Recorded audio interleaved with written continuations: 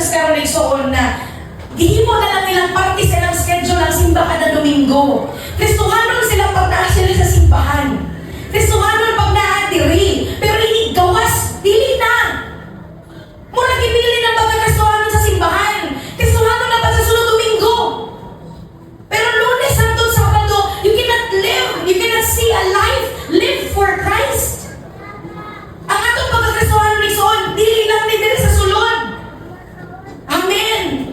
Amen ba? Hallelujah. Ang uban maingon nga, alam, perfect na di kayo mo life. Si Jesus na lang ang kulang. Wrong! Biskan pa kung saka perfect na naon yung kinabuhi. So, without Jesus, that's nothing. A life without Christ, so it's nothing. Muna, we have to understand na ang ihimo ni Jesus sa cross, ang iyang gitapos sa cross, is not for earthly preservation, but for our eternal salvation. And mo nang ingon sa John 3:16, tungkol sa grabing gugma sa amahan, gihatag niya ang anak, para unsay manawat nato, to have eternal life.